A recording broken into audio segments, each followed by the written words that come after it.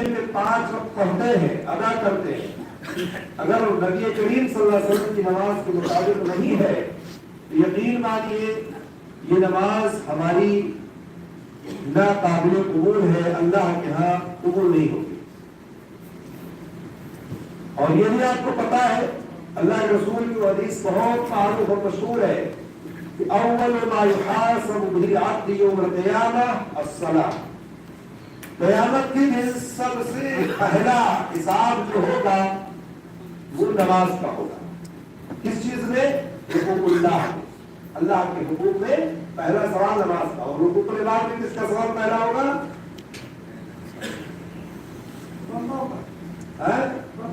بندوں کا۔ حقوق العباد میں سب سے پہلا سوال قتل کا ہوگا۔ اگر کسی نے کسی کو بغیر قتل کیا ہوگا، مارا ہوگا تو اس کا سوال ہوگا۔ اور حقوق اللہ میں سب سے پہلا سوال نماز کا ہوگا۔ اسے اس کی اہمیت کا اندازہ لگتا ہے کہ کتنی اہم عبادت ہے یہ۔ اللہ کے رسول صلی اللہ علیہ وسلم نے فرمایا فَإِن صَلَوَا السَّائِلُ عَمَلُهُ، اگر آپ کی نماز درست ہو گئی، آپ کی نماز ٹھیک ٹھاک ہو گئی، یعنی سنت کے مطابق رہی ہوگی، تو آپ کے دوسرے اعمال بھی اچھے ہو جائیں گے، بہتر کر دیے جائیں گے۔ وَإِن فَسَدَتْ، اور اگر آپ کی نماز خراب ہو گئی، فَسَدَ السَّائِلُ عَمَلُهُ، تو آپ کے سارے اعمال برباد کر دیے جائیں گے۔ کہنے کا مقصد یہ ہے کہ نماز ایک ایسی عبادت ہے جس کے بارے میں ہمیں بہت حریص ہونا چاہیے کہ ہماری نماز سنت کے مطابق ہو، ہماری نماز اللہ کے رسول صلی اللہ علیہ وسلم کے بتائے ہوئے طریقے کے مطابق ہو۔ نماز سے پہلے وضو کا معاملہ تھا، میں نے اس کو ایک ایک کر کے جہاں جہاں غلطیاں ہوتی ہیں آپ کے سامنے بیان کر دی۔ اب نماز میں آپ نماز کے لیے آپ نے وضو بنا لیا، وضو بنا کر کے آپ مسجد میں داخل ہو گئے، یا میں جہاں بھی آپ نماز پڑھ رہے ہیں نماز کے لیے آپ پہنچ گئے، تو ظاہر سی بات ہے اگر آپ اکیلے نماز پڑھ رہے ہو یا امام کے پیچھے پڑھ رہے ہو، فرض نفل ہو سنت ہو، کوئی بھی نماز ہو، تو میں نے اس سے پہلے ہی بتایا تھا کہ تکبیر تحریمہ اور امام کے تکبیر تحریمہ اور مؤذن جو مفتی امامت کہنے والا ہے جو کہتا ہے اس بیچ میں کوئی چیز اللہ کے رسول صلی اللہ علیہ وسلم سے ثابت نہیں ہے۔ اگر امام نے مؤذن نے کہہ دیا قامت الصلاۃ اللہ اکبر اللہ اکبر لا الہ الا اللہ، اس کے بعد مؤذن کا لا الہ الا اللہ ختم ہوا اور امام کہتا اللہ اکبر، امام کو یہ اختیار ہے کہ امام سب بندی کرائے گا۔ جیسے آپ دیکھتے ہیں امام کہتا ہے سووا صفوفکم، ٹھیک ہے، تراصوا سد الخلل سد الخلل کہتے ہیں نا، امام کو اختیار ہے، لیکن اور کوئی چیز بیچ میں پڑھنے کا ڈائریکٹ آپ کو اللہ اکبر کہنا ہے، تکبیر تحریمہ کہنا ہے۔ اب تکبیر تحریمہ کہنا ہے آپ کو، اللہ کے رسول صلی اللہ علیہ وسلم کی حدیث ہے، صحیح بخاری کی روایت ہے کہ اللہ کے رسول صلی اللہ علیہ وسلم کان یرفع یدیہ الی حظو منکبیہ اذا افتتح الصلاۃ، جب نماز کی ابتدا اللہ کے رسول کرتے تھے تو اپنے دونوں ہاتھوں کو اٹھاتے تھے کہاں تک؟ کندھے تک، ٹھیک ہے، مرکب اس کو کہتے ہیں کندھا، اور دوسری روایت میں الی اذنیہ، کان تک اٹھاتے تھے آپ، ٹھیک ہے، آپ کندھے تک اٹھاتے یا کان کی لو تک اٹھاتے، یہ لو ہے۔ کسی بھی روایت میں کہیں بھی آپ کو نہیں ملے گا کہ اللہ کے رسول صلی اللہ علیہ وسلم جب ہاتھ اٹھاتے تھے تو اپنے اگلے جو انگوٹھے کو کان کے لو میں ٹچ کرتے تھے۔ بہت سارے نمازی ہیں ٹچ کرتے ہی نہیں کرتے، ہاتھ اٹھاتے ہیں ایسے لے جا ملا لیتے اس میں، اس کے بعد کہتے ہیں اللہ اکبر۔ کان کے لو تک کا مطلب ہے یہاں تک لے کے جائیں آپ، ٹھیک ہے، یا کندھے تک لے کے جائیں آپ، یا دونوں کی مطابقت کے لیے بیچ میں آپ رکھیں، کان اور کندھے کے بیچ میں، جیسا کہ بعض اہل علم کہتے ہیں کہ مطابقت دونوں میں ہو جائے اور دونوں کو اکٹھا کر لیں تو نہ اوپر نہ نیچے، بالکل بیچوں بیچ میں آپ رکھیں۔ تو جو لوگ کان کے اوپر یا کان کے نیچے کے حصے میں لے جا کے ٹچ کرتے ہیں وہ غلطی پہ ہے، تو سنت کے خلاف ہے، اللہ کے رسول صلی اللہ علیہ وسلم کی حدیث کے خلاف ہے۔ آپ ہاتھ اٹھائیں یہاں تک لے کے جائیں اور اس کے بعد آپ اپنے سینے پر باندھ دیں. اچھا بہت سارے بھائیوں کو آپ نے دیکھا ہوگا اس کی مختلف شکلیں ہوتی ہیں. آپ دیکھیں گے کچھ لوگ ایسے ہاتھ اٹھائے کچھ پڑھتے ہیں. کیا پڑھتے ہیں؟ نیت کرتے ہیں. نیت کرتا ہوں 4 رکعت فرض کی، پیچھے اس پہ شمال کے وہ میرا خانہ کعبہ کی طرف ہے نا، نیت کر دے نا. تب جب کر لیتے نیت تب کہتے اللہ اکبر. ٹھیک ہے، اس کا بھی کوئی ثبوت نہیں ہے. چونکہ نیت پہلے بھی بتا چکا ہوں، میں پھر بتا دیتا ہوں. نیت دل کے ارادے کا نام ہے. انما الاعمال بالنیات. نیت کس کا نام ہے؟ دل کے ارادے کا نام ہے. آپ مثال کے طور پر آج جمعہ کا دن ہے، جمعہ کے لیے ہم مسجد آتے ہیں. کس لیے آئے ہیں؟ جمعہ پڑھنے آئے ہیں. جمعہ کی اذان ہوتی ہے کس لیے ہوتی ہے؟ جمعہ کے لیے ہوتی ہے. اقامت ہوتی ہے جمعہ کے لیے ہوتی ہے. خطبہ سنتے آپ بیٹھ کر کے، پتا ہے کہ اس کے بعد 2 رکعت جمعہ ادا کی جائے گی، پڑھی جائے گی. یہی آپ کی نیت ہے، یہی قصد ہے، ارادہ ہے. کسی چیز کا قصد کرنا، ارادہ کرنا ہی نیت ہوتی ہے. آپ اپنے روم سے چل کر کے مسجد کا رخ کرتے ہیں اور آتے ہیں، یہی نیت ہے. الگ سے اس کو کہنا کہ نیت کرتا ہوں 2 رکعت جمعہ کی، پیچھے اس پہ شمال کے وہ میرا خانہ کعبہ کی طرف، اس کو کہنے کی ضرورت نہیں ہے. آپ کے دل میں ہے جو جمعہ پڑھ جائے وہ کافی ہو سکتا ہے. اللہ کے رسول صلی اللہ علیہ وسلم نے کہیں بھی زبان سے نیت کرنے کی کوئی ثبوت نماز کے تعلق سے نہیں ہے. انہوں نے آپ نے کہا وہ جو حدیث بخاری والی ہے، لمبی روایت ہے، انما الاعمال بالنیات وانما لكل امرئ ما نوى. ٹھیک ہے، اس میں ایک مثال دی اللہ کے رسول نے کہا فمن كانت هجرته الى الله ورسوله فهجرته الى الله ورسوله. جس شخص کی ہجرت اللہ اور رسول کی طرف ہے اس کی ہجرت اللہ اور رسول کے لیے ہے. ومن كانت هجرته الى دنيا يصيبها او امرأة ينكحها فهجرته الى ما هاجر اليه. اسی میں اللہ کے رسول نے دوسری مثال دی. اگر کسی شخص کی ہجرت دنیا پانے کے لیے ہے، کسی عورت سے نکاح کرنے کی خاطر ہے، کسی عورت کو حاصل کرنے کی خاطر ہے، تو اس کی نیت اسی کی ہے، اس کو اس کے برابر معاملہ اس کے ساتھ ہے. تو ہجرت دونوں ہے. ایک ہجرت آدمی دنیا پانے کے لیے آتا ہے، ایک ہجرت آدمی کسی سے شادی بیاہ کرنے کے لیے جاتا ہے، اس کی نیت وہاں ہے.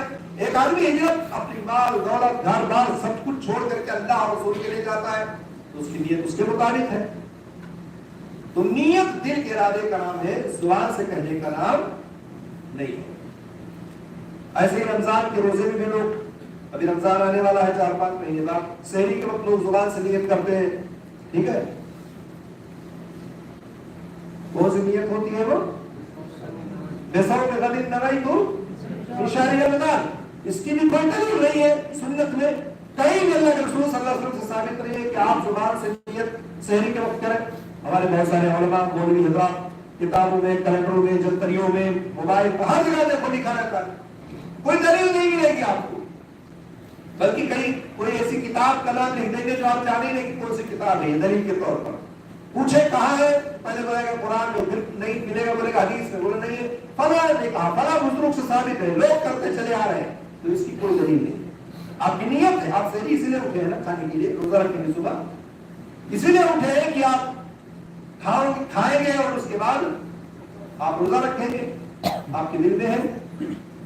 اچھا نیت جو لوگ عمرہ کرنے جاتے ہیں، عمرہ حج کرنے جاتے ہیں، تو میقات پر کہتے ہیں لبیک عمرہ، یا کہتے ہیں لبیک حج، کہتے ہیں نہیں، یا لبیک عمرہ متمتعا بہا الی الحج، ایک حج نیت کرتا ہے. یہ نیت اللہ کے رسول صلی اللہ علیہ وسلم سے ثابت ہے کہ آپ یہاں میقات پر پہنچ کر کے احرام پہن کر کے آپ نیت کریں. یہ نیت ثابت ہے. آپ نے یہ نیت جو کی ہے، یہ نیت اگر آپ بھول جائیں،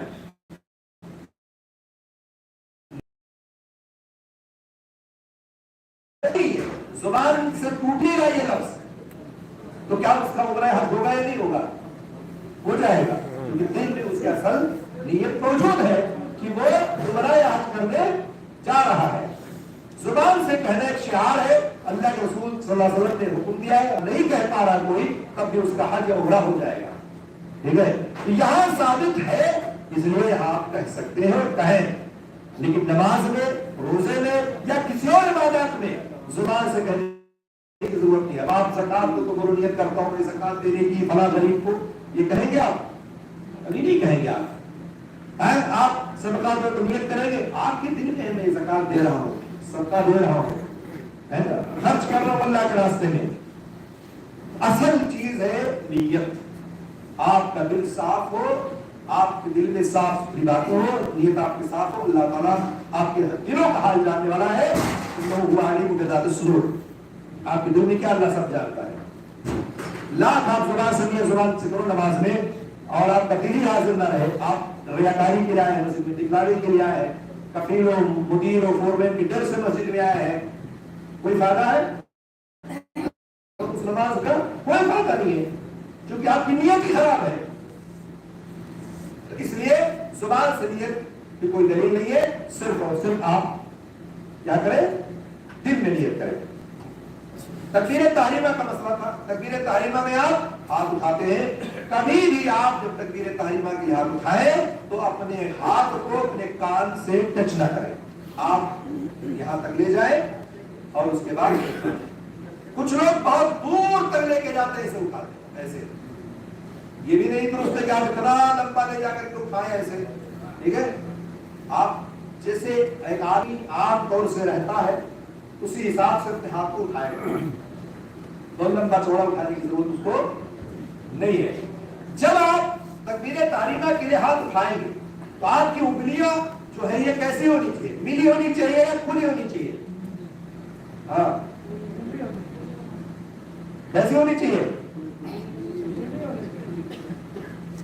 ملی ہونی چاہیے, ٹھیک ہے, کھلی ہونی چاہیے.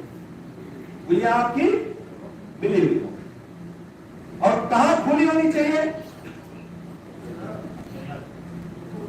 رکوع میں. جب آپ گھٹنے پر اپنے ہاتھ کو گھٹنے پر رکھتے ہیں پکڑتے ہیں, سب گھر اللہ کے مسئلہ آئے گا, آپ نے اس طرح سے آپ کریں گے.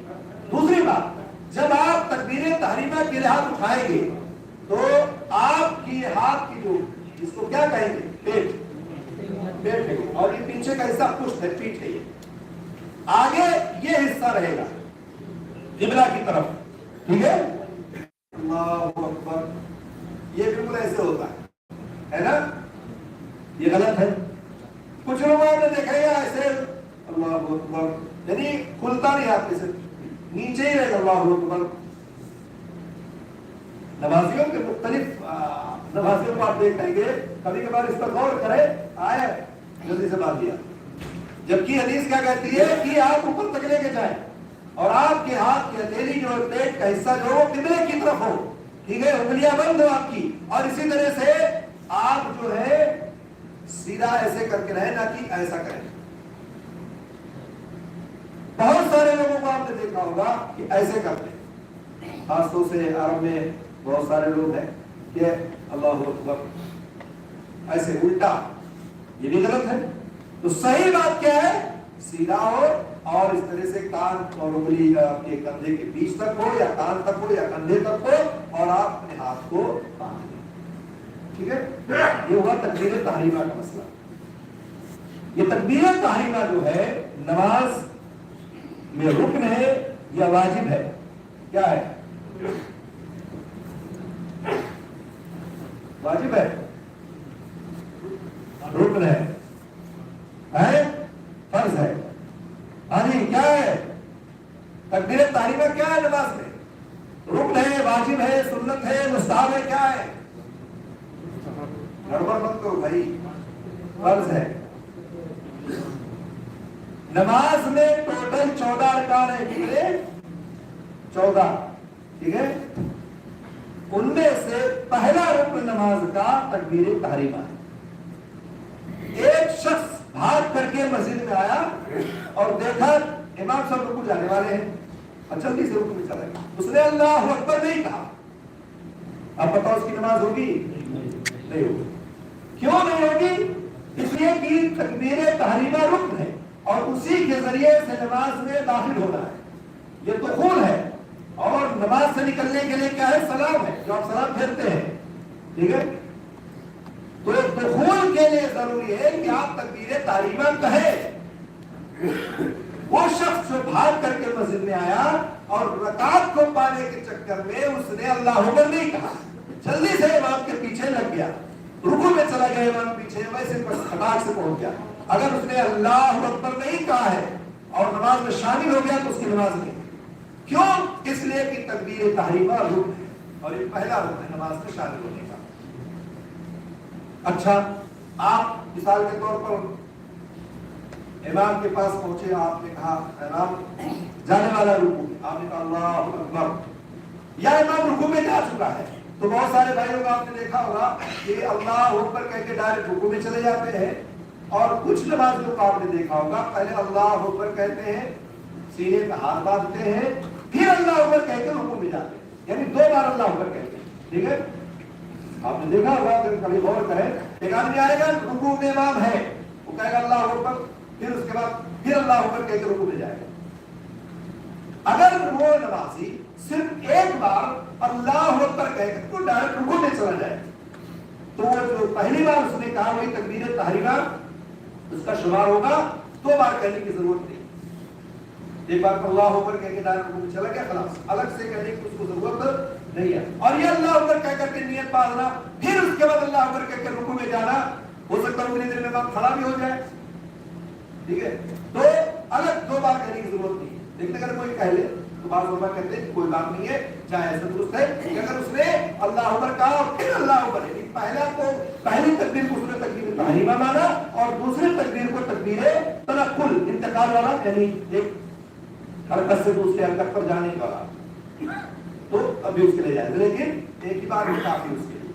تو تکبیر تحریمہ کے علاوہ جتنی بھی تکبیرات ہیں یہ سارے کے سارے واجبات میں سے ہیں، ٹھیک ہے؟ جیسے رکوع جانے کے لیے آپ کہتے ہیں اللہ اکبر، سجدے میں جانے کے لیے کہتے ہیں آپ اللہ اکبر، سجدے سے اٹھتے آپ کہتے ہیں اللہ اکبر، پھر سجدے میں جانے کے لیے آپ کہتے ہیں اللہ اکبر، یہ ساری تکبیرات کیا ہے؟ واجب ہے، ٹھیک ہے؟ اگر کوئی بھول جائے تو سجدے سے کر لے گا، اس کی نماز ہو جائے گی، لیکن اگر تکبیر تحریمہ بھول گیا وہ تو پھر اس کی نماز نہیں ہوگی، چونکہ وہ دخول ہی نہیں ہوا، نماز داخل ہی نہیں ہو سکتا۔ یہ ہے تکبیر تحریمہ۔ اور کوئی مسئلہ رہ گیا اس میں تکبیر تحریمہ میں؟ آپ ہی لوگوں سے پوچھ رہا ہوں کہ آپ لوگوں کے ساتھ بہت سارے مسئلے ہوتے ہیں اور کچھ چیزیں ایسے ہمارے پکڑ میں نہیں آتی ہے تو آپ لوگ بتا دیا کریں، کوئی حرج کی بات نہیں ہے، ٹھیک ہے؟ تو آپ جب بھی نماز میں جائیں صحیح طریقہ یہ ہے کہ آپ اپنے ہاتھ کو قبلہ رخ کر کے اور اللہ اکبر کہہ کر کے اور نماز میں آپ شامل ہو جائیں، ٹھیک ہے؟ یہ صحیح طریقہ ہے۔ آپ جب تکبیر تحریمہ کر لیا آپ نے تو تکبیر تحریمہ کرنے کے بعد اب نیت کہاں باندھیں گے؟ 2-3 شکلیں ہیں اس کی۔ ایک آدمی ہے نیت ہی نہیں باندھتا، ہاتھ چھوڑ دیتا ہے، کھڑا ہے ایسے پوری نماز میں پوری رکعت ہاتھ چھوڑ کے کھڑا ہے، تو یہ جان لے کہ نیت باندھنا سنت ہے، نیت باندھنا، ہاتھ باندھنا سنت ہے۔ اب وہی بات یہ ہے کہ ہاتھ کہاں باندھا جائے؟ ناک کے نیچے باندھا جائے، ناک کے اوپر باندھا جائے یا سینے پر باندھا جائے؟ 3 روایتیں اس تعلق سے ہیں، ٹھیک ہے؟ ناک کے نیچے، ناک کے اوپر اور سینے۔ ناک کے نیچے والی روایت تو حد درجہ شدید درجہ ضعیف ہے، جو ناک کے نیچے باندھتے ہیں، ٹھیک ہے؟ یہ تو بہت شدید درجہ ضعیف حدیث ہے۔ ناک کے اوپر والی اس سے کم ہے ضعیف ذوق میں، ٹھیک ہے؟ لیکن جو سینے والی روایت ہے زیادہ صحیح روایت ہے، حضرت وائل بن حجر کی روایت ہے، کہتے ہیں صلیت مع النبی صلی اللہ علیہ وسلم وضع یدہ الیمنی علی یدہ الیسری، اللہ کے رسول صلی اللہ علیہ وسلم کے ساتھ کہتے ہیں میں نے نماز پڑھی، آپ صلی اللہ علیہ وسلم نے اپنے داہنے ہاتھ کو بائیں ہاتھ پر رکھا، علی صدری، سینے پر، ٹھیک ہے؟ تو یہ زیادہ صحیح حدیث ہے بنسبت ناک کے نیچے والے اور ناک کے اوپر والے، اس لیے سینے ہاتھ باندھنا زیادہ صحیح اور قوی دلیل ہے، اس لیے یہاں باندھی جاتی ہے۔ یہ جو ہاتھ آپ باندھتے ہیں اس میں بھی بہت سارے لوگ غلطی کرتے ہیں۔ آپ نے دیکھا ہوگا بعض نمازیوں کو کوئی ایسے پکڑے ہوئے ہیں، دیکھا نہیں دیکھا؟ ایسے کسی کو آپ نے دیکھا ہوگا ایسے لٹکائے ہوئے ہاتھ اور ایسے پکڑے ہاتھ لٹک رہا ہے نیچے، ہے نا؟ کسی کو آپ نے دیکھا ہوگا کہ پورا ایسے باندھے ہوئے ہیں، آپ کو عجیب عجیب طرح کے لوگ ملیں گے. اس کی وجہ جانتے ہیں کیا ہے؟ لاعبی ہے, جہالت ہے, اور اس کی ایک وجہ یہ بھی ہے کہ کبھی انہوں نے کوشش نہیں کی کہ سیکھا جائے, معلوم کیا جائے کہ صحیح طریقہ کیا ہے. 3 طریقے ہیں ہاتھ کو باندھنے. ایک طریقہ تو یہ ہے کہ آپ اپنے ہاتھ کے اوپر ہاتھ رکھیے, ہتھیلی کو, ٹھیک ہے, ایک طریقہ یہ ہے اس طرح سے. دوسرا طریقہ ہے کہ یہ آپ اپنے دونوں یہ گٹھے کو ایک دوسرے سے ملا کر کے آپ باندھیں, ٹھیک ہے. اور تیسرا طریقہ ہے کہ مکمل آپ اپنے ہاتھ کو ہاتھ پر رکھیں, یہ مکمل پورا آپ اپنے ہاتھ کو ہاتھ پر رکھیں. یہ تینوں طریقہ جو ہے یہ ثابت ہے اللہ کے رسول صلی اللہ علیہ وسلم سے. اب آپ کو کیا اختیار کرنا ہے, آپ اس طرح باندھیں یا آپ اس طرح باندھیں یا آپ اس طرح باندھیں, کوئی حرج کی بات نہیں. کبھی کبھار آپ تینوں سنت پر عمل کر لیں, کبھی ایسے بھی باندھ لیں, کبھی ایسے بھی باندھ لیں, کبھی ایسے بھی باندھ لیں, تاکہ سنت پر عمل ہو جائے اور تینوں حدیث جو اس تعلق سے ہو جائے. لیکن جو مختلف انداز سے ہمارے ہاں لوگ باندھتے ہیں اس سے بچنا چاہیے. بہت سارے لوگ بہت الٹا سیدھا باندھ کے کھڑے رہتے ہیں, عجیب طرح کی لگتا ہے کس طرح سے یہ کھڑے ہوئے اور کس طرح سے باندھ ہے. اس لیے آپ جب بھی نماز میں کھڑے ہو اور سنت ہاتھ باندھنے کے لیے کھڑے ہو تو آپ اس طرح سے اپنی نماز کو یعنی اپنی نیت کو باندھیں. اب آپ نے ظاہر سی بات ہے نیت باندھ لی, تکبیر تحریمہ کا ایک آپ نے نیت باندھ لی. اب کیا کرنا آپ کو؟ ثنا پڑھنا. ایک آدمی ایسا ہے جس کو ثنا یاد ہی نہیں, ایسا بھی ہے جس کو ثنا یاد ہی نہیں. جب سورہ فاتحہ نہیں آتی تو ثنا کیا یاد ہوگا؟ ایسے ہے نا, کتنے لوگ آپ کو ملیں گے کہ سورہ فاتحہ نہیں آتے اور ثنا کیا یاد ہوگا تو اور مشکل کام ہے تھوڑا سا. لیکن ایک آدمی ثنا یاد ہو تو ثنا پڑھے گا, ٹھیک ہے, اور نہیں یاد ہو یاد کرے. دنیا کی بہت ساری چیزیں یاد رکھتا ہے, ثنا کیوں نہیں یاد رکھتا ہے؟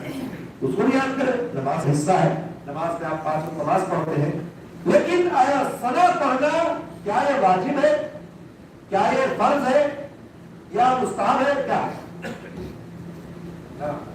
کون بتائے؟ واجب, ہاں, سنت ہے, کیا ہے؟ مستحب ہے. یعنی اگر کوئی پڑھ لے تو بہتر ہے, اور اگر کوئی نہ پڑھ پایا تب بھی اس کی نماز ہو جائے گی, کیونکہ یہ واجب فرض نہیں ہے, ٹھیک ہے.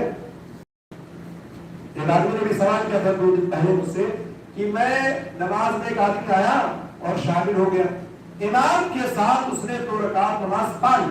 اب وہ تیسری رکعت کے لیے جب کھڑا ہوتا ہے, امام سلام پھیر چکا ہے, تو کہا وہ ثنا پڑھے گا تیسری رکعت کے ڈائریکٹ سورہ فاتحہ پڑھے گا, کیا کرے گا؟ ڈائریکٹ سورہ فاتحہ پڑھے گا, ثنا پڑھنے کی ضرورت نہیں, کیونکہ ثنا کب پڑھی جاتی ہے؟ شروع میں پڑھی جاتی ہے. آپ تکبیر تحریمہ ہے کہ آپ یہ بعد میں سورہ فاتحہ ثنا پڑھنے کی ضرورت نہیں. اگر یاد ہے تو سورہ فاتحہ ثنا پڑھنا ہے. اگر کوئی نہیں یاد کر پایا, نہیں یاد ہے یا بھول گیا, ویسے بھی جلدی میں ڈائریکٹ سورہ فاتحہ شروع کر دیا اس نے تو نماز ہو جائے گی اس کی, ٹھیک ہے.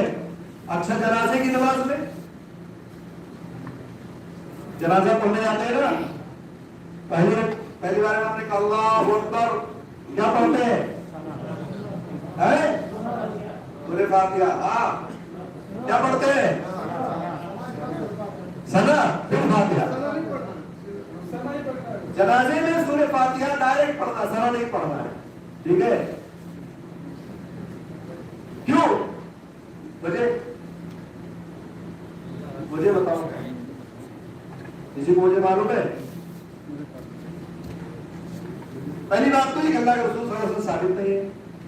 کیا جیسے آپ نماز پڑھتے اس میں سورہ فاتحہ کے پہلے آپ ثنا پڑھتے ہیں, جنازے کی نماز میں آپ کو ثنا نہیں پڑھنا, ڈائریکٹ آپ کو سورہ فاتحہ پڑھنا ہے. اگر موقع ملا تو آپ اس کے بعد سورہ اخلاص پڑھ لیں یا کوئی سورت پڑھ لیں, ٹھیک ہے. جنازے کے بارے میں اللہ کے رسول صلی اللہ علیہ وسلم کی حدیث ہے کہ جب کسی شخص کی وفات ہو جائے تو جتنی جلدی ہو سکے اس کی تدفین کرو, ٹھیک ہے. اگر وہ نیک اور صالح ہے تو اس کو اس کے مقام تک پہنچا دو, اور اگر وہ برا آدمی ہے تو جتنی جلدی ہو کندھے سے اس چیز کو ہٹاؤ اور لے جا کر کے اس کو دفنا دو۔ استعجال جو ہے، جلد بازی جو ہے تمام چیزوں میں ہے، صرف اس کا مطلب استعجال صرف اسی میں نہیں ہے جلد بازی کہ جلدی سے اس کو دفنا دو، اس کے کفن میں، اس کے دفن میں، جنازے کی نماز میں اور اسی طرح سے تمام چیزوں میں ہے۔ جو جلد بازی کا حکم ہے صرف یہی ہے کہ ابھی مرا فوراً لے جا کے دفنا دو، ہر چیز میں ہے۔ جلدی سے جلدی نہلاؤ، جلدی سے جلدی اس کو کفناؤ، جلدی سے جلدی جنازہ پڑھو اور لے جا کر کے اس کو قبرستان میں دفنا دو۔ تو جنازے کی نماز میں بھی ڈائریکٹ سورہ فاتحہ اللہ کے رسول نے کہا پڑھو، وہاں بھی سورہ ثنا پڑھنے کی ضرورت نہیں ہے، وہاں بھی جلدی ہے، ٹھیک ہے۔ تو لیکن ہمارے یہاں اپوزٹ ہے معاملہ، مر گیا تو بھیا آ رہے ہیں، بیٹا صاحب آ رہے ہیں، فلاں صاحب امریکہ سے، لندن سے آ رہے ہیں، سعودیہ دبئی کویت سے آ رہے ہیں، روک کر رکھو 24 گھنٹہ پر برف کی سیلی لے کے رکھو، لیکن دفنانا نہیں جب تک بیٹا پہنچ نہ جائے، بیٹی پہنچ نہ جائے۔ یہ نہایت غلط طریقہ ہے جو ہمارے معاشرے میں رائج ہے، ایسا نہیں ہونا چاہیے۔ میت کو زیادہ دیر روکنے کا حکم نہیں ہے۔ حدیث میں آتا ہے 3 چیزیں ایسی جس میں تاخیر نہیں کرنی چاہیے۔ اور کون سی چیز؟ نمبر 1 جنازہ ہے، نمبر 2 نماز ہے، نماز کا وقت ہو گیا تاخیر کرنے کی ضرورت نہیں ہے۔ بچہ یا بچی بالغ ہو جائے، شادی میں تاخیر نہیں کرنی چاہیے۔ تو بہرحال بات دوسری طرف چلی گئی۔ کہنے کا مقصد یہ ہے کہ جب آپ دعائے ثنا پڑھیں، دعائے ثنا جو ہے یہ کئی دعائیں ثابت ہیں، چھوٹی سی بھی ہے، بڑی سی بھی ہے۔ چھوٹی دعا جیسے آپ پڑھیں الحمدللہ حمدا کثیرا طیبا مبارکا فیہ، یہ دعائے ثنا ہے، یہ دعا ہو سکتا ہے الحمدللہ حمدا کثیرا طیبا مبارکا فیہ، یہ پہلی ہو گئی۔ دوسرا کیا ہے؟ اللہ اکبر کبیرہ والحمدللہ کثیرا وسبحان اللہ بکرۃ واصیلا، یہ بھی دعائے ثنا ہے۔ اللہ کے رسول صلی اللہ علیہ وسلم نے اس کو بھی پڑھا ہے۔ پہلی والی صحیح مسلم کی روایت ہے اور دوسری والی بھی صحیح مسلم کی روایت ہے، دونوں روایت ہے۔ اچھا، اسی طرح سے دعائے ثنا میں جو آپ لوگ عام طور سے پڑھتے ہیں، کیا پڑھتے ہیں؟ سبحانک اللہم وبحمدک وتبارک اسمک وتعالی جدک ولا الہ غیرک، اور ایک تیسری بات چوتھی بھی ہے اللہم باعث بینی وبین خطایایا کما باعدت بین المشرق والمغرب، لمبی دعا ہے۔ ہم لوگ بچپن میں یاد کیے تھے، آج تک یہی پڑھتے ہیں۔ چھوٹی والی جلدی نہیں آتی، وہ بڑی والی خطا سے نیت مار کے آ جاتی ہے، وہ بھی سمجھ۔ تو اس طرح سے 3-4 دعائیں ثنا ثابت ہے اللہ کے رسول صلی اللہ علیہ وسلم سے۔ کبھی آپ اس کو پڑھ لیں، کبھی اس کو پڑھ لیں، کبھی اس کو پڑھ لیں۔ ایک ہی دعائیں ثنا پہ بہت سارے لوگ اٹکے رہتے ہیں، ان کو چاہیے کہ آگے پیچھے کرتے رہیں تاکہ دعائیں ثنا مختلف طریقے سے پڑھتے رہیں اور یاد رہے، سنت کی حفاظت بھی ہو جائے گی اور عمل بھی ساری دعاؤں پر ہو جائے گا۔ اب ظاہر سی بات ہے آپ نے دعائیں ثنا پڑھنی، اب کیا پڑھنا آپ کو؟ اس کے بعد سورہ فاتحہ پڑھنی ہے۔ سورہ فاتحہ جو ہے آپ اکیلے ہو، آپ مقتدی ہو، امام ہو، امام کے پیچھے ہو، فرض ہو، نفل ہو، سنت ہو، کوئی بھی نماز ہو، ہر نماز کی ہر رکعت میں آپ کو سورہ فاتحہ پڑھنی ہے۔ اور اس کی دلیل کوئی ایک دلیل ہے کہ اگر بہت تفصیل سے کسی کو پڑھنا ہے، یہ قرآن کا ترجمہ بولے، سورہ فاتحہ اس کو بولے، اس کے نیچے 2-3 صفحات باقاعدہ کئی ایک دلیلوں کے ساتھ لکھا ہوا ہے، ٹھیک ہے۔ تو اللہ کے رسول صلی اللہ علیہ وسلم نے فرمایا کہ جس شخص نے سورہ فاتحہ نہیں پڑھی نماز میں، اس کی نماز نہیں ہوگی۔ لا صلاۃ لمن لم یقرأ بفاتحۃ الکتاب، کہا اس شخص کی نماز نہیں جس شخص نے اس نماز میں سورہ فاتحہ کو نہیں پڑھا۔ اور دوسری روایت میں کہ اس کی نماز ناقص ہے، ناقص ہے، ناقص ہے۔ تیسری روایت میں حضرت ابو ہریرہ کہتے ہیں کہ اگر وہ زبان سے نہیں جلدی پڑھ پا رہا ہے تو کم سے کم دل میں پڑھ لے۔ بہرحال ہر حال میں اس کو سورہ فاتحہ پڑھنی ہے۔ سورہ فاتحہ 7 آیتوں پر مشتمل سورت ہے، اگر آپ بسم اللہ کو آیت مانتے ہیں تو، ٹھیک ہے، ورنہ 6 آیت ہے۔ تو اس طرح سے سورہ فاتحہ آپ کو پڑھنی ہے، چاہے اکیلے ہو، تنہا ہو، نماز فرض ہو، نفل ہو، سنت ہو، کوئی بھی نماز ہو، آپ کو سورہ فاتحہ پڑھنی ہے۔ اچھا امام کے پیچھے آپ سورہ فاتحہ کب پڑھیں گے؟ جیسے بعض امام تو ماشاءاللہ ایسے مل جاتے ہیں کہ ایک ہی ساتھ میں سورہ فاتحہ پڑھ لیتے ہیں پورا، ہے نا؟ بعض امام ایسے ملتے ہیں کہ 200-300 ساتھ میں پڑھتے ہیں سورہ فاتحہ کو، بعض امام ایسے ملتے ہیں کہ ہر آیت پر ٹھہر کر رکتے ہیں، الحمدللہ رب العالمین الرحمن الرحیم، جیسے امام کہتا ہے پیچھے پیچھے پڑھتے جائیں، کوئی پریشانی کی بات نہیں ہے۔ لیکن بعض امام تو اتنا تیز پڑھتے ہیں کہ پتہ ہی نہیں چلتا کہ آپ پڑھے کیسے پڑھے۔ تو بعض لوگ کہتے ہیں کہ جب آپ ختم کر لیں تب آپ جلدی سے پڑھ لیں دوسری سورت شروع کرنے سے پہلے، ٹھیک ہے؟ بعض لوگ کہتے ہیں کم سے کم دن میں پڑھ لیں، لیکن آپ کو سورہ فاتحہ پڑھنی ہے، چھٹی نہیں ہے، کیونکہ اگر نہیں پڑھیں گے تو آپ کی نماز نہیں ہوگی، اس لیے سورہ فاتحہ پڑھیں۔ آپ اگر امام کے پیچھے نماز پڑھ رہے ہیں تو سورہ فاتحہ پڑھنے کے بعد آپ خاموش ہو جائیں، امام جو بھی سورت پڑھتا ہے وہ آپ خاموشی کے ساتھ سنیں، ٹھیک ہے؟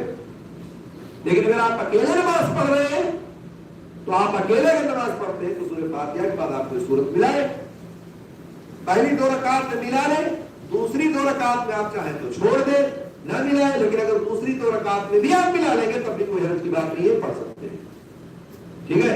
تو سورہ فاتحہ آپ نے جب پڑھ لیا تو سورہ فاتحہ کبھی آپ کو اگر موقع ملے تو اس سورہ فاتحہ کا ترجمہ بھی پڑھ لیں۔ قرآن آپ کے پاس کئی مختلف زبانوں میں موجود ہے، کبھی جب بھی آپ فرصت میں رہے موبائل میں آپ دیکھ لیں، لوڈ کر لیں قرآن کو، سورہ فاتحہ کا ترجمہ ضرور پڑھیں۔ آپ کو جب سورہ فاتحہ کا ترجمہ پڑھیں گے اور اس کے فضائل اور اس کی بہت ساری چیزیں پڑھیں گے تو آپ کو لگے گا کہ ہاں اس میں اللہ تعالیٰ نے کیا کہا ہے، کیونکہ میرا وہ موضوع نہیں ہے، اس لیے میں ادھر نہیں جانا چاہتا۔ آپ نے سورہ فاتحہ پڑھا، سورہ فاتحہ پڑھنے سے پہلے آپ صرف بسم اللہ پر اکتفا کریں گے اور بسم اللہ بھی پڑھیں گے، اعوذ باللہ بھی پڑھنی ہے نا۔ ایک آدمی نماز میں اللہ اکبر دعائے سلام پڑھ لی اس نے ڈائریکٹ تکبیر تحریمہ کے بعد، اور اس کے بعد اب سورہ فاتحہ پڑھنا ہے، تو سورہ فاتحہ پڑھنے سے پہلے اعوذ باللہ من الشیطان الرجیم بسم اللہ الرحمن الرحیم پڑھ کے سورہ فاتحہ شروع کرے گا، یا ڈائریکٹ بسم اللہ الرحمن الرحیم اور سورہ فاتحہ پڑھنا شروع کر دے گا؟ یہ پڑھ کے اعوذ باللہ من الشیطان الرجیم پڑھ لے، زیادہ بہتر اس کے لیے کہ وہ اعوذ باللہ پڑھ کر کے ہی سورہ فاتحہ کی ابتدا کرے۔ لیکن اگر کوئی نہیں پڑھا تب تو اس کی مکمل ہو جائے گی ڈائریکٹ بسم اللہ سے، ٹھیک ہے؟ لیکن بہتر ہے کہ وہ سورہ فاتحہ اعوذ باللہ من الشیطان الرجیم سے شروع کرے، ٹھیک ہے؟ اس نے سورہ فاتحہ شروع کی اور فاتحہ شروع کرنے کے بعد کہاں پہنچا؟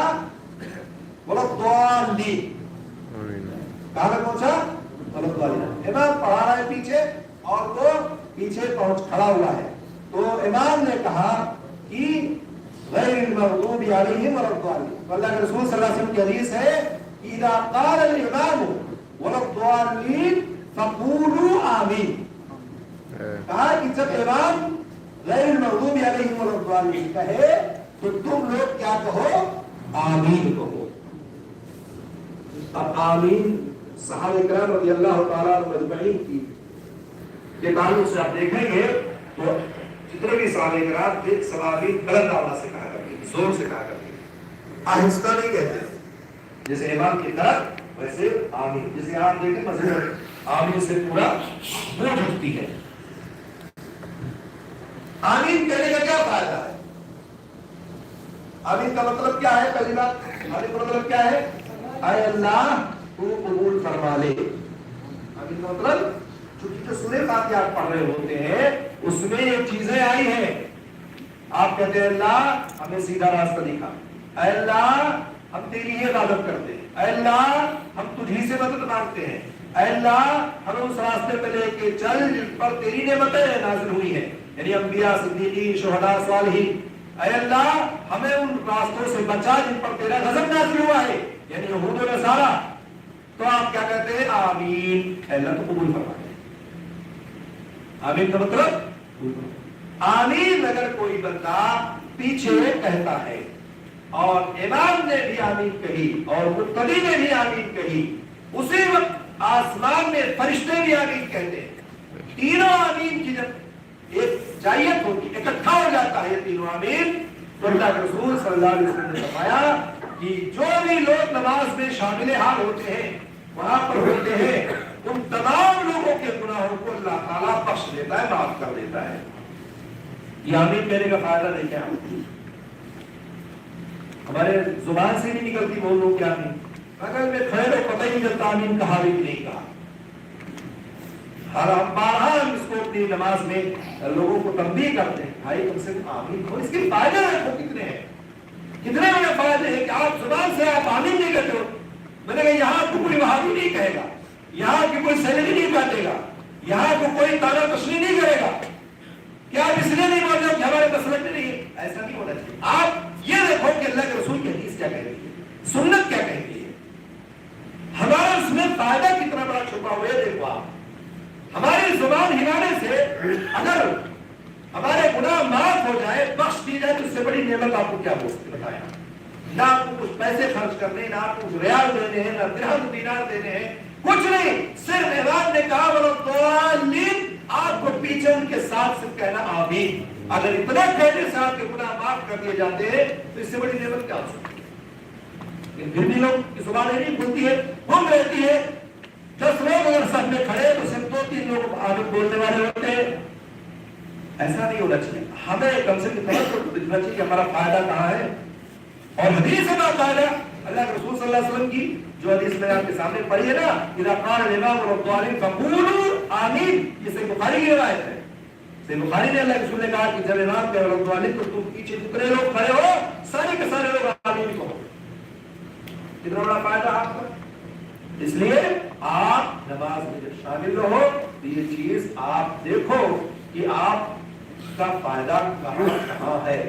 اگر آپ یقیناً اس فائدے سے فائدہ اٹھانا چاہتے ہیں تو آپ کو یہ چیز دیکھنا پڑے گا۔ بہرحال آپ نے آ کر کے یہاں تک آپ نے سورہ فاتحہ پڑھ لی، آمین کہہ لیا، اپنے گناہ اپنے معاف کروائے۔ اگر آپ نماز میں دیکھیں نا تو ایک صاحب اسے کہہ رہے تھے کہ تقریباً 99 مقام ایسے ہیں، 99 مقام ایسے ہیں، نماز وضو سے لے کر کے شروع کریں اور سلام پھیرنے کے بعد اذکار تک ایسے ایسے جگہ ہیں کہ جس سے انسان کی گناہ، نمازیوں کے گناہ معاف کر دی جاتی ہے۔ 99 مقام ہے جس سے ہم لوگ بڑے کوتا ہے، بار بار جگہ تو ہم بالکل توجہ ہی نہیں دیتے ہیں، ان میں سے ایک آمین ہے جو ہم لوگ اس پر توجہ نہیں دیتے ہیں۔ بہرحال اس پہ ہماری توجہ ہونی چاہیے۔ اچھا، نماز میں آپ نے سورہ فاتحہ ادا کر لیا، اب سورہ فاتحہ پڑھنے کے بعد آپ کو کوئی بھی سورت پڑھنی ہے، فَقْرَؤُوا مَا تَيَسَّرَ مِنَ الْقُرْآنِ، جو بھی آپ کو آسانی کے ساتھ یاد ہو قرآن کا کوئی بھی حصہ، کوئی بھی سورت، آپ اس کو پڑھ سکتے ہیں۔ آپ کو مثال کے طور سے قل هو اللہ احد، آپ کو مثال سے اتنا پہلے یاد ہے، صرف آپ کو چاروں کو یاد ہے۔ مثال کے جو سورت آپ کو یاد ہو وہ سورت آپ کیا کرو، بہت سارے بھائی آپ کو کہیں گے کہ نہیں ترتیب سے پڑھنا ہے، جیسے قرآن میں ترتیب سے لکھا ہے ویسے ہی آپ کو نماز کی ترتیب۔ سورہ فاتحہ کے بعد مثال کے طور پر پہلی سورت آپ نے پڑھی قل اعوذ برب الفلق، اور دوسری رکعت میں آپ نے پڑھی قل اعوذ برب الناس۔ ایک آدمی ہے اس کو یاد ہی نہیں ہے، اس کو یاد ہے قل اعوذ برب الناس اور اس کو یاد ہے قل هو اللہ احد۔ اس نے کیا کیا، پہلی رکعت میں قل اعوذ برب الناس پڑھ لی اور دوسری رکعت میں قل هو اللہ احد۔ نماز ہوگی کہ نہیں ہوگی؟ ہاں ہوگی، ہو جائے گی۔ ترتیب شرط نہیں ہے کہ آپ ترتیب کے ساتھ قرآن کو پڑھیں یا ترتیب کے ساتھ آپ کو پڑھیں۔ بہت سارے لوگ کہتے ہیں کہ ترتیب ہونی چاہیے، ٹھیک ہے، اگر ترتیب ہے تو بہتر ہے، لیکن اگر ترتیب نہیں ہے، کسی کو یاد ہی نہیں ہے، کوئی احساس نہیں ہے، بعض دفعہ آپ کسی بھی امام کو دیکھیں مسجدوں میں اکثر و بیشتر الٹ پھیر ہے، وہ خود امام نہیں جانتا کہ ترتیب کیا ہے۔ ابھی جو ہے پڑھ دیا اس نے پہلی رکعت میں کیا پڑھ دیا سورہ دوحہ، اور دوسری رکعت میں چلا گیا سورہ بقرہ میں آمن الرسول پڑھ رہا ہے۔ اب کیا کہیں گے، نہیں امام صاحب نے غلط پڑھا، نماز نہیں ہوئی کیونکہ انہوں نے ترتیب بدل دی۔ نہیں، نماز ہو جائے گی اور ترتیب کوئی شرط نہیں۔ اچھا ایک آدمی ایسا ہے جس کو سورہ فاتحہ ہی یاد نہیں، کیا کرے گا؟ بات رہے گی۔ ایک آدمی ایسا ہے نماز پڑھتا ہے، نماز کے لیے مسجد میں حاضر ہوتا ہے، آتا ہے اور آنے کے وقت سب کے ساتھ شامل ہوتا ہے، لیکن بیچارے کو قرآن پڑھنا نہیں آتا، آیا کھڑا ہو گیا۔ ایسے ماحول لوگ ملیں گے آپ کو معاشرے میں، کیا پڑھے گا وہ؟ ہاں صرف کھڑا رہے گا، لوگوں کے ساتھ امام کے ساتھ رکوع سجدہ کرتا رہے گا، یا کچھ پڑھے گا بھی؟ کیا پڑھے گا؟ میری بات آتا نہیں اس کو، تسبیح کون سی تسبیح پڑھے گا؟ اگر اس کی نیت ٹھیک ہے، جو یاد اس کو آتا ہی نہیں ہے کچھ۔ ایک صحابی آئے تھے اللہ رسول صلی اللہ علیہ وسلم کے پاس اور کہا اللہ رسول مجھے قرآن پڑھنا نہیں آتا۔ یہ آپ کی آدمی آ گیا، پوچھا اللہ کے رسول میں کیا کروں؟ اللہ کے رسول صلی اللہ علیہ وسلم مجھے قرآن پڑھنا نہیں آتا اور میں پڑھا لکھا ہوں بھی نہیں زیادہ، اور مجھے جب آتا ہی نہیں تو کیا پڑھوں؟ نماز میں تو نماز تو پڑھنی ہے، نماز تو فرض ہے، زندگی کا لازمی حصہ ہے۔ اللہ کے رسول صلی اللہ علیہ وسلم نے اس کا حل بتایا۔ کیا بتایا؟ آپ نے سنا ہوگا، میں نے ویڈیو بنایا ہے، 1 منٹ والی کلپ ہے اس میں، اور دیگر میں نے اس سے پہلے بھی کئی بار بتایا ہوگا، یا فیس بک پہ آپ دیکھے ہوں گے۔ اس میں سبحان اللہ والحمد للہ ولا الہ الا اللہ واللہ اکبر ولا حول ولا قوت الا باللہ العلی العظیم، یہ دعا پڑھے گا، یہ تسبیح پڑھے گا، ٹھیک ہے؟ اگر اس کو سورہ فاتحہ نہیں یاد ہے تو یہ تسبیح وہ اس جگہ پر، اس مقام پر پڑھے گا، اور باقی تو سبحان ربی العظیم، سبحان ربی الاعلیٰ اتنا تو کہہ ہی سکتا ہے، ٹھیک ہے؟ جب وہ دعا اذکار یاد کر لے گا تو بھی پڑھ لے گا۔ تو بہرحال ایک شخص نماز کے لیے آیا، اس نے سورہ فاتحہ پڑھی اور اس کے بعد وہ سورت اس نے پڑھی، اور سورت پڑھنے کے بعد اب کیا کرے گا؟ وہ سورت پڑھ لی اس نے، کیا کرے گا؟ وہ رکوع میں جائے گا۔ یہاں تک آپ کی بات مکمل ہوئی، رکوع میں جائے گا۔ اب اس قیام جو کھڑا تھا وہ قیام، جس طرح سے تکبیر تحریمہ ایک رکن ہے نماز میں، ایسے ہی قیام بھی رکن ہے۔ قیام کا مطلب نماز میں کھڑا ہونا، یہ رکن ہے۔ اگر ایک بندے کے پاس اتنی طاقت اور استطاعت ہے کہ نماز کھڑا ہو کے پڑھے، تو اگر وہ بیٹھ کے نماز پڑھے گا تو اس کی نماز نہیں ہوگی۔ فاتقوا اللہ ما استطعتم کے مطابق جتنی طاقت ہے اتنی دیر وہ کھڑا رہے گا۔ جب وہ طاقت کھو بیٹھے گا کہ اب میں کھڑا نہیں رہ سکتا، تب پھر وہ کرسی پہ بیٹھے گا، تب وہ لیکن کتنے نمازی ایسے ہیں پیر میں تھوڑی سی تکلیف بھی آگے بیٹھ گئی ہے نا، آگے بیٹھ گئی نماز میں۔ نفل نماز بیٹھ کر پڑھنے کا ثبوت ہے، لیکن ثواب آدھا ہو جاتا ہے، اس کا بھی فائدہ ہے، نقصان ہے نا۔ آپ اچھے ہٹے کھٹے نوجوان ہو، بیٹھ کے نفل پڑھ رہے ہو تو ثواب آدھا ہی ملے گا آپ کو نا، اللہ کے رسول کا اس کو آدھا ثواب ملتا ہے۔ نماز ہو جائے گی، نفل نماز اگر بیٹھ کر پڑھ رہا ہے، لیکن ثواب نصف۔ کیوں بھائی آدھا ثواب لے رہے ہو؟ پڑھ بھی رہے ہو، آدھا بھی لے رہے ہو۔ لیکن میں نفل کی بات نہیں کر رہا ہوں، میں نفل فرض نماز میں ایک آدمی قیام کی حالت کھڑا ہو سکتا ہے، طاقت ہے اس کے اندر کہ وہ 1 منٹ آدھا منٹ کھڑا ہو سکے، جتنی طاقت ہے اتنی دیر وہ کھڑا رہے گا، اور اس کے بعد اگر طاقت جواب دی گئی تو پھر کرسی پہ بیٹھے گا، یا جو بھی اس کے پاس بیٹھنے کی چیز ہے۔ اگر وہ بیٹھ گیا طاقت ہونے کے باوجود تو یہ جان لیجیے قیام رکن ہے، جیسے کہ سورہ فاتحہ رکن ہے، جیسا کہ تکبیر تحریمہ رکن ہے۔ یہ تینوں رکن ایک ساتھ چل رہے، دیکھیے تکبیر تحریمہ، قیام اور سورہ فاتحہ، یہ 3 رکن نماز کے آپ کے سامنے آئے۔ یہ تینوں رکن میں سے کوئی ایک رکن اگر اس سے چھوٹتا ہے تو نماز اس کی نہیں ہوگی۔ رکن کا مطلب جانتے ہیں نا، رکن کا مطلب ہے کہ اگر وہ چیز ختم ہو گئی تو وہ چیز باقی ہو جائے، اور واجب کا مطلب قیام کرتے ہیں، سورہ فاتحہ پڑھتے ہیں، اس کے بعد کوئی سورت پڑھتے ہیں۔ یہ سورہ فاتحہ کے بعد جو سورت پڑھتے ہیں اس کا کیا حکم ہے؟ سنت ہے، نفل ہے، فرض ہے، واجب ہے، کیا ہے؟ کیا ہے؟ پہلی سنت یہ ہوگی، پہلی سنت دین ہے یا سورہ فاتحہ کے بعد جو سورت آپ پڑھ رہے ہیں وہ بھی قول سنت۔ سورہ فاتحہ کے بعد اگر کوئی شخص سورہ فاتحہ کے بعد سورہ فاتحہ کے بعد اگر کوئی شخص سورہ فاتحہ کے بعد کوئی سورت نہ پڑھے اور رکوع میں چلا جائے تب بھی اس کی نماز ہو جائے گی، کیونکہ وہ سنت ہے، واجب اور فرض نہیں۔ اس طرح سے آپ جو ہے، میرے خیال سے وقت ہو گیا نا، ہو گیا؟